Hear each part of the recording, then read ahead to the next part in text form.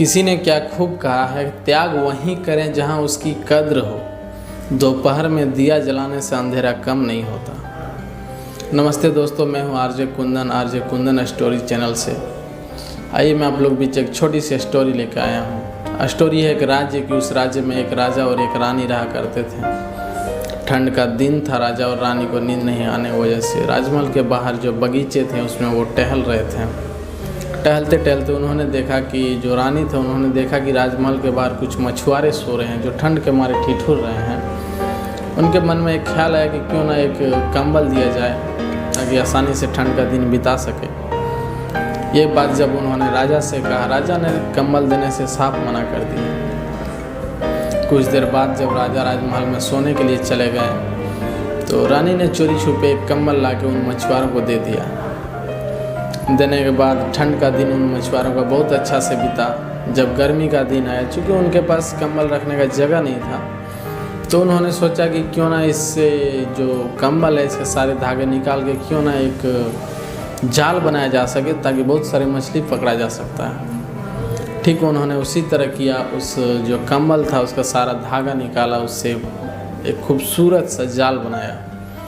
उससे मछलियाँ पकड़ने लगे, बहुत सारी मछली पकड़ने लगे, बहुत सारी मछली की हत्या होने लगा। तो ये धन राजा को होने की वजह से ये सारा पाप राजा को लगते गया। राजा धीरे धीरे कुछ दिन बाद निर्धन होते गए। जो बगल के राज्य थे उन्होंने इस राज्य पे प्रहार किया। इस राजा का सारा राजपाट जो भी था वो सब छीन के लेके चला गया। राजा और रानी को राजमहल से बाहर निकाल दिया गया। निकालने के बाद राजा जंगल में चलते गए। चलते चलते उनके मन में बस एक ही सवाल आ रहा था कि मैंने कभी किसी पे कोई अत्याचार नहीं किया, कोई गलत नहीं किया, किसी पे कोई पाप नहीं किया, फिर भी आज मेरा ये आपत्ति क्यों आ पड़ा है। कुछ दूर जाने के बाद उन्हें एक ऋषि मुनि नजर आए।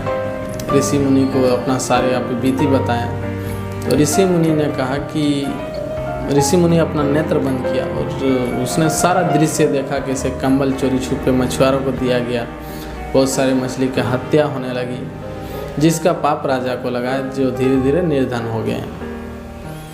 वो जो ऋषि मुनि थे उन्होंने ये बात जब राजा को बताया तो राजा ने कहा, ये तो बहुत छोटी सी बात है, इससे भला मैं कैसे निर्धन हो सकता हूँ। तो जो ऋषि मुनि थे उन्होंने उसे बताने के लिए 1 रुपया का एक सिक्का दिया और उनसे कहा, जो आपके नज़र में सबसे नीच इंसान हो, सबसे गिरा हुआ इंसान हो, उसे आप 1 रुपये का सिक्के दे देना, ये हमेशा सही काम पे यूज करेगा। इतना कह के ऋषि मुनि आगे चले गए।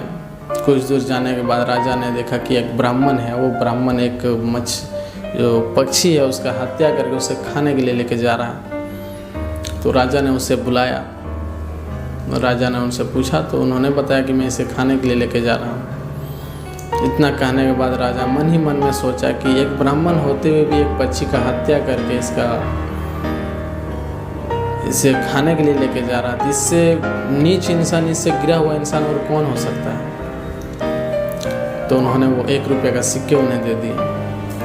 क्योंकि जो ब्राह्मण थे वो इसलिए ऐसा करने जा रहा था कि वो उसके घर में एक गर्भवती महिला थी जो भूख के मारे विलख रही थी।